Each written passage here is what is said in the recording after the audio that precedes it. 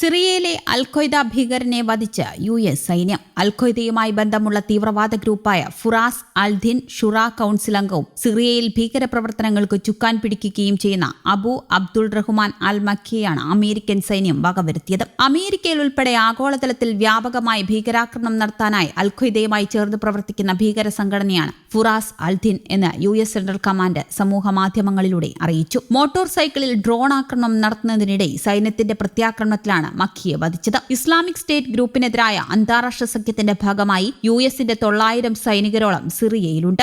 ഇറാഖിലെയും സിറിയയിലെയും പ്രദേശങ്ങൾ കൈയടക്കിയ ജിഹാദികളെ നേരിടാനായി 2014 സഖ്യം രൂപീകൃതമായത്. അതിനിടെ പുതിയ ഒഴിപ്പിക്കൽ ഉത്തരവിനെ തുടർന്ന് ദാർ അൽ ബലാഹിന്റെ പടിഞ്ഞാറൻ ഭാഗത്തേക്ക് പലസ്തീനികൾ നീങ്ങുന്നതിനിടെ ഗാസയുടെ മധ്യ തെക്കൻ ഭാഗങ്ങളിൽ കനത്ത ആക്രമണം നടത്തി ഇസ്രയേൽ. രാവിലെ മുതൽ നടന്ന ആക്രമണത്തിൽ 18 പലസ്തീനികൾ കൊല്ലപ്പെട്ടു. ലബനാനിലെ തായിർ ഫർഹ, ഐത അൽ ജബൽ, മെയ്സ് അൽ ജബൽ, ഐധറൂൺ എന്നിവിടങ്ങളിൽ ഇസ്രയേൽ നടത്തിയ ആക്രമണത്തിൽ ഒരു കുട്ടി ഉൾപ്പെടെ 7 പേർ കൊല്ലപ്പെട്ടു. ഗാസ മുനമ്പിന്റെ വടക്ക് ഭാഗത്ത് ഹമാസും ഇസ്രയേൽ സൈന്യവും തമ്മിൽ കനത്ത ഏറ്റുമുട്ടലാണ് നടക്കുന്നത്. അഷ്കലോണിൽ നിന്നുള്ള 19-കാരനായ തങ്ങളുടെ സൈനികൻ ഏറ്റുമുട്ടലിൽ കൊല്ലപ്പെട്ടതായി ഇസ്രയേൽ സ്ഥിരീകരിച്ചു. ഒക്ടോബർ 7 മുതൽ 695 സൈനികർ മരിച്ചെന്നാണ് ഇസ്രയേലിന്റെ കണക്ക്. അതിനിടെ ഖാൻ യൂനിസിന്റെ പടിഞ്ഞാറ് അൽ മവാസിയിലെ അൽ ഖറായിൽ കുടിയൊഴിപ്പിക്കപ്പെട്ടവർ താമസിക്കുന്ന താൽക്കാലിക ടെന്റുകളെ ഇസ്രയേൽ സൈന്യം ലക്ഷ്യം വെക്കുന്ന വീഡിയോയും പുറത്തു വന്നിരുന്നു. പലസ്തീൻ റെഡ് ക്രസന്റ് ആണ് എക്സിൽ വീഡിയോ പോസ്റ്റ് ചെയ്തത്. നുസ്രത്ത് അഭയാർത്ഥി ക്യാമ്പിൽ 4 പേരും കൊല്ലപ്പെട്ടു. ഗാസ നഗരത്തിലെ സൈഥറൂനിൽ ഹമാസിന്റെ commandant centre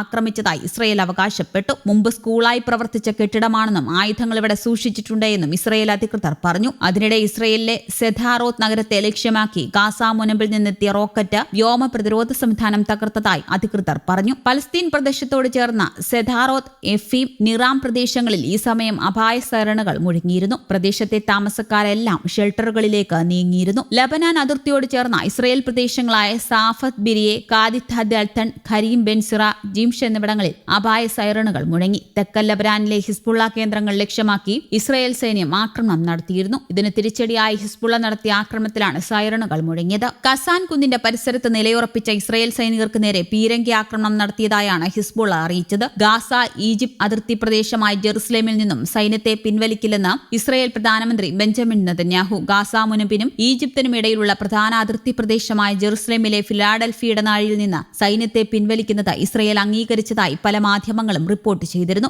US state secretary Antony Blinken ഇക്കാര്യം സ്ഥിരീകരിച്ചതായിരുന്നു വാർത്തകൾ. എന്നാൽ പ്രധാനമന്ത്രിയുടെ ഓഫീസിൽ നിന്നിറക്കിയ പ്രസ്താവനയിൽ നെതന്യാഹു ഈ വാർത്തകൾ നിഷേധിച്ചതായി സിൻഹുവ വാർത്താ ഏജൻസി റിപ്പോർട്ട് ചെയ്തു. ഗാസ ഇസ്രയേലിന് സുരക്ഷാ ഭീഷണി ഉയർത്തില്ലെന്ന് ഉറപ്പാക്കുന്നതുൾപ്പെടെ സുരക്ഷാ ക്യാബിനറ്റ് മുന്നോട്ട് വെച്ചിരിക്കുന്ന യുദ്ധലക്ഷ്യങ്ങളെല്ലാം നേടിയെടുക്കുന്നതുവരെ ഈ തീരുമാനത്തിൽ മാറ്റമുണ്ടാകില്ല എന്നും നെതന്യാഹു പ്രസ്താവനയിൽ വ്യക്തമാക്കിയിട്ടുണ്ട്. അതേസമയം ഫിലാഡൽഫി ഇടനാഴിയുടെ നിയന്ത്രണം നിലനിർത്താതെ തന്നെ തങ്ങളുടെ സുരക്ഷാ ആവശ്യങ്ങൾ നിറവേറ്റാൻ ഇസ്രയേലിന് കഴിയുമെന്ന് ഇസ്രയേൽ സൈനിക ഉദ്യോഗസ്ഥർ ആവർത്തിച്ച് വ്യക്തമാക്കിയതായി ഇസ്രയേലി യെനെറ്റ് ന്യൂസ് വെബ്സൈറ്റ് റിപ്പോർട്ട് ചെയ്തു. News desk Kerala Kaumudi.